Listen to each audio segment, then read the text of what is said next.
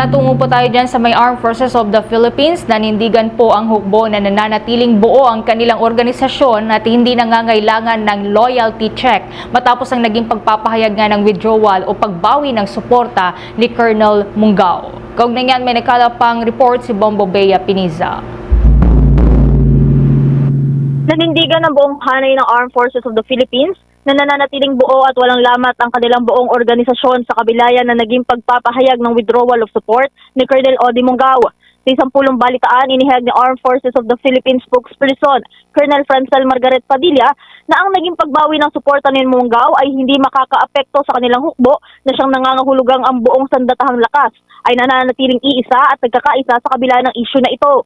Sa kabilang banda, wala pang formal na mga kasong nakatakdang isampa laban kay Mungao, ngunit tiniyak naman ni Padilla na sumasailalim pa sa investigasyon ng sitwasyon at nagpapatuloy pa rin ang mga inquiry hinggil dito.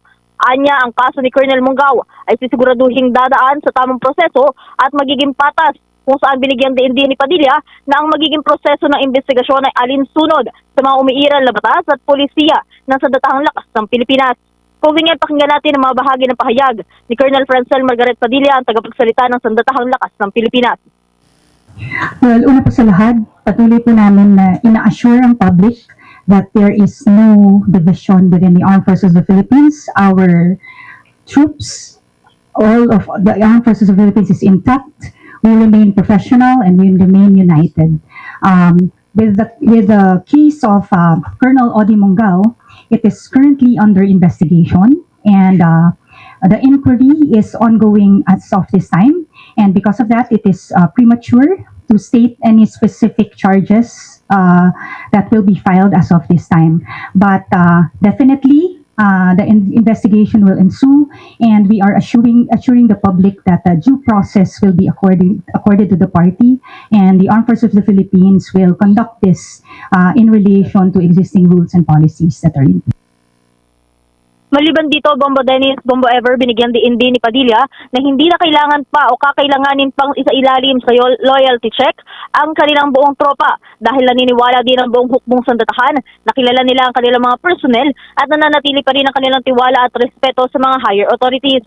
Patuloy din anyang susunod sa kanilang sinumpaang mandato ang kanilang hanay at mananatiling tapat sa organisasyon at maging sa konstitusyon. Kaugnay niyan, pakinggan natin muli ang tinig ni Colonel Francel Margaret Padilla, ang tagapagsalita ng Armed Forces of the Philippines.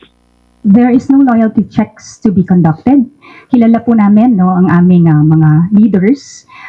We know how our leaders conduct their own leadership skills. Nandiyan po yung pagtingin namin ng respeto po sa aming mga higher authorities. And each individual soldier po will adhere to the chain of command accordingly. Samantala, nananatili naman sa kustudiya ng militar si Colonel Mungao habang patuloy na umuusad ang investigasyon hinggil sa kanyang mga naging withdrawal of support. Mananatili lamang din anyang profesional at tapat sa mandato ang buong sandatahang lakas ng Pilipinas na siyang pumoprotekta at sumusunod sa kanilang mandato. Okay, yan muna ang mga update. Yes, Bombo Dennis. Nais ko lamang maitanong kung nagkaroon ba ng adjustment sa deklarasyon ng alerto ang hanay ng militar ngayong may biyahe ang Pangulo patungo sa ibayong dagat, Bombo Bea. Yes, Bombo Dennis.